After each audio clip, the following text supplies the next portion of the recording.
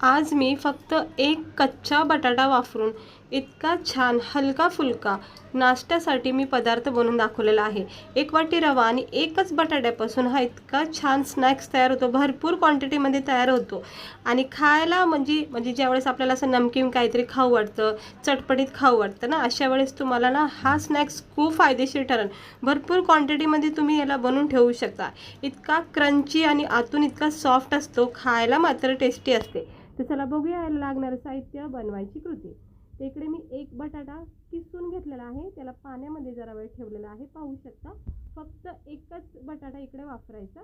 ते मी इकडे एक बटाटा किसून घेतलेला आहे। आता याचं सगळं पाणी काढून घ्यायचं, निथळून घ्यायचं आणि इकडे मी एक वाटी बारीक रवा घेतलेला आहे। रवा हा बारीकच हवा आहे, कारण की मग छानपैकी मग पीठ आपल्याला मळता येईल। हे बघा, हे बारीक रवा मी एक वाटी घेतला। याच्यातलं सुद्धा जसं लागेल तसं आपल्याला वापरायचे। आता हे बटाट्यातलं सगळं पाणी जरा काढून घेते, स्वच्छ धुवून घेते। हे बघा, चाळणीमध्ये सगळं पाणी मी स्वच्छ धुवून घेतले आणि बटाटा जो किसलेला आहे तो बघा किती छान फ्रेश आहे अजून। ते सगळं पाणी, एक्स्ट्रा पाणी निथळून जाईल, तोपर्यंत आपण पुढची तयारी करूया। कढाईमध्ये एक चमचा तेल तापत ठेवायचं। त्यानंतर आपण याच्यामध्ये एक चमचा किंवा अर्धा चमचा जिरे टाकायचे। थोडासा तिखटपणा किंवा चटपटीत होण्यासाठी इकडे मी लाल मिरचीचा कूट टाकला आहे। आमच्या गावाकडच्या मिरच्या खूप स्पायसी आहे, त्याचा कूट केलेला आहे, तो अगदी चिमूटभर टाकलेला आहे। त्यानंतर याच्यामध्ये टाकते मी एक चमचा सफेद तीळ। सफेद तीळ नसेल तरी काही हरकत नाही, जिरा आणि कढीपत्ता वगैरे टाकू शकता बारीक चिरून, कोथिंबीरवाली। तीळ जरा जास्त पडण्यात आलेला आहे, अर्धा चमचा तीळ पुरेसे आहे। हे तीळ सुद्धा मी आता काढून घेते। हे जरा असं परतून घ्यायचं मस्त, आणि थोडंसं परतलं गेलं की आपण ह्याच्यामध्ये एक मोठा ग्लास पाणी टाकणार आहोत।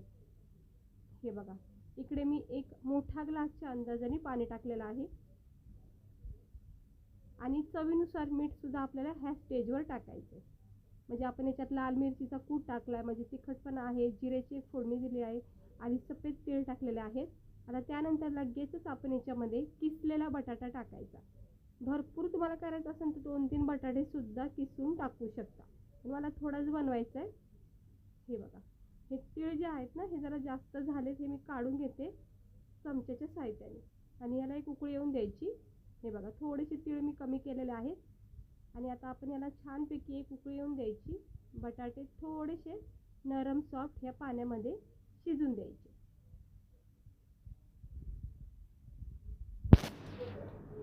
तर चांगलं याला एक खळखळ उकळी येऊन द्यायची सुरुवातीला।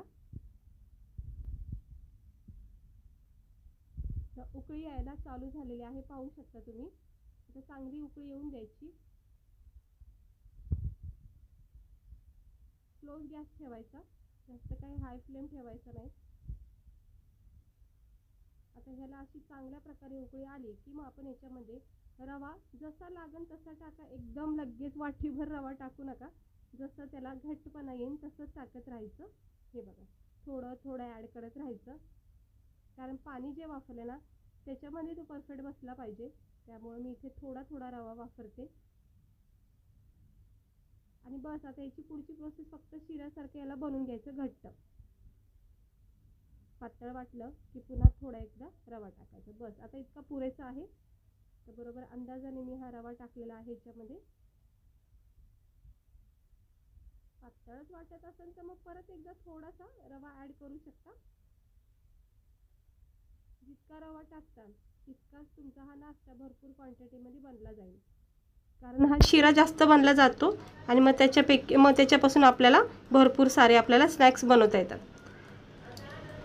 आता ह्याला शिऱ्यासारखंच मस्त असं शिजून घ्यायचं, अगदी स्लो गॅसवर, जोपर्यंत याच्यामध्ये घट्टपणा तयार होत नाही तोपर्यंत स्लो गॅसवर याला असं मिक्स करून घ्या। हलक्या हाताने घ्यायचं,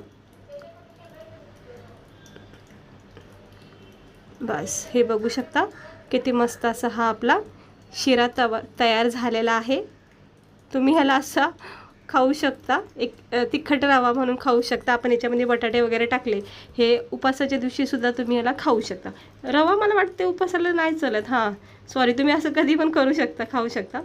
तर इकडे मी प्लेटमध्ये काढून घेतलेलं आहे आणि थोडासा याच्यामध्ये गरमपणा असतानाच तुम्ही याला थोडंसं असं नरम सॉफ्ट करा चमच्याच्या सहाय्याने, किंवा हाताला थोडंसं पाणी लावून सुद्धा ह्याला असं मळून घेऊ शकता. हे बघा, मी थोडं हाताला पाणी लावून ह्याला असं चांगलं जरा मळून घेते. हलक्या हाताने कोमट असतानाच ह्याला मळून घ्यायचं.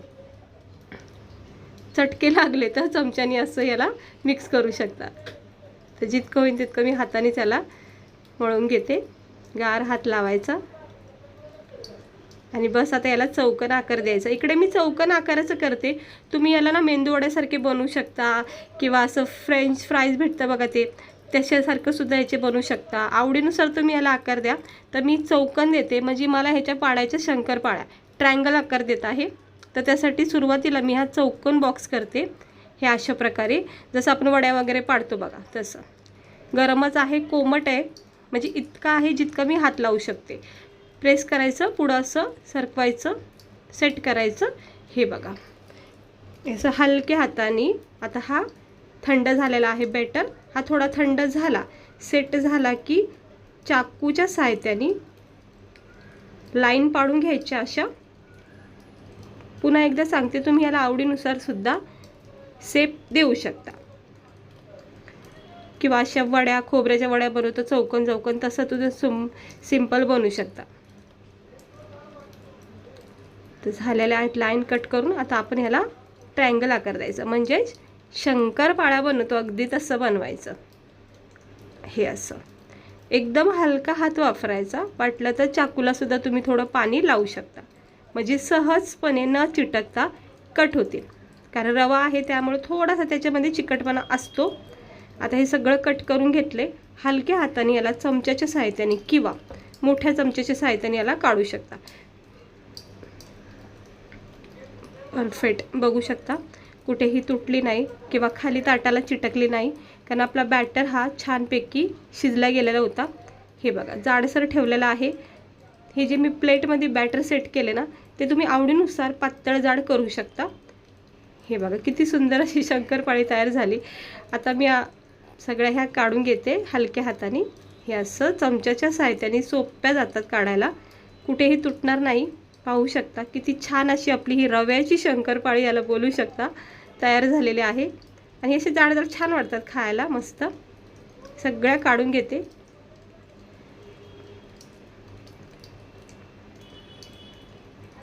हे असं काढायच्या.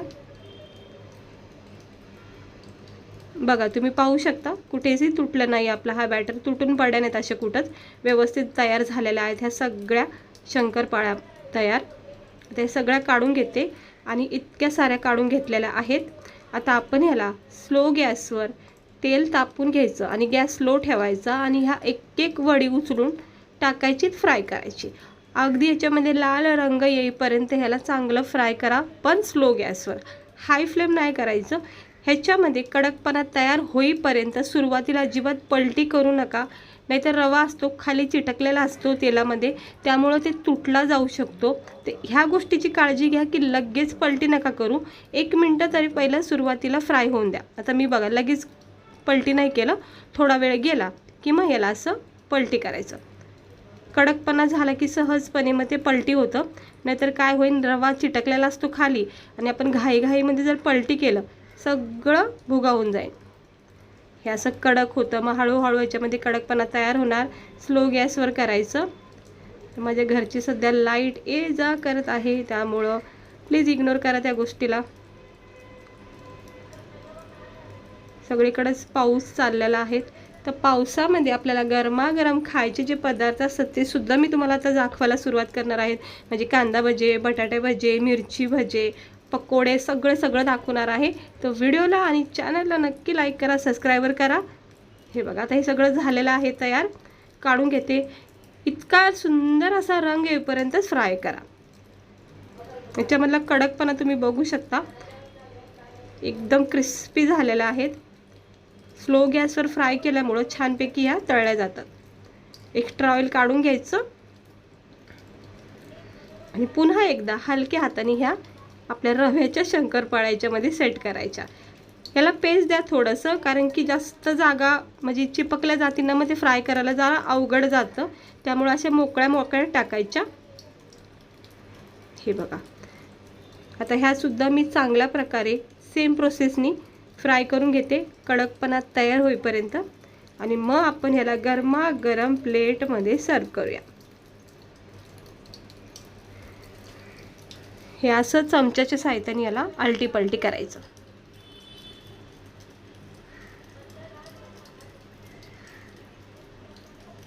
खूप सोपा नाश्ता आहे, तुम्ही कधीही करू शकता. आता हे सगळं काढून घेते आणि पाहू शकता हा आपला रवा आणि बटाट्याचा क्रिस्पी स्नॅक्स तयार झालेला आहे खाण्यासाठी. हा स्नॅक्स ना तुम्ही भरपूर क्वांटिटी बनवू शकता. बॉटलमध्ये भरून याला पॅक करू शकता. एक 4-5 दिवस तरी हा टिकून राहीन, खराब होत नाही, कारण आपण फ्राय केलेला आहे. तिकडे बघू शकता किती छान क्रिस्पी असा हा रवा बटाट्याचा नाश्ता तयार झालेला आहे. लहान मुलासाठी ना एक छोटीशी भूक लागते बघा, अशा वेळेस ना तुम्ही हा नाश्ता झटकेपट त्यांना देऊ शकता. आणि विशेष म्हणजे चहासोबत खूप मस्त लागतो खायला. याचा क्रिस्पीपणा बघा, याचा कडकपणा बघा, हे बघा किती क्रिस्पी झालेला आहे. आणि आतून जो रवा शिजला गेला आहे नरम सॉफ्ट असा, आणि वरून असा क्रंची, खाता क्षणी इतका भारी वाटतो. सोबत गरमागरम चहाचा कप किंवा केचप सोबत, तुम्हाला जसंही आवडेल तुम्ही चटणीसोबत याला खाऊ शकता. तर नक्की एकदा ट्राय करून बघा. लहान मुलासाठी तर बेस्ट आहे. झटकीपट बनवू शकता, टिफिनमध्ये देऊ शकता त्यांना. आणि कोणी गेस्ट आले, पाहुणे आले तर झटकीपट स्नॅक्स म्हणून सुद्धा तुम्ही हे बनवू शकता. तर व्हिडिओ आवडला तर लाईक करा. असेच वेगवेगळ्या आणि मस्त मस्त रेसिपी मी दाखवत राहीन. चॅनलला सबस्क्राईबर करा. आणि कशी वाटली रेसिपी ट्राय नक्की करून बघा. अगदी कमी वेळामध्ये कमी साहित्यात होणारी ही रेसिपी आहे. फक्त रवा आणि बटाट्यापासून हे पदार्थ नाश्त्याचा तयार होतो. आपण काय करतो, रोज रोज मॅगी, उपमा, पोहे खातो, पण येतोच कधी कधी कंटाळा तेच खाण्याला. म्हणून जरा वेगळं काहीतरी ट्राय करून बघा. भेटते मी तुम्हाला पुढच्या व्हिडिओमध्ये. आजचा व्हिडिओ आवडला असेल तर लाईक करा. स्वस्त रहा, मस्त रहा.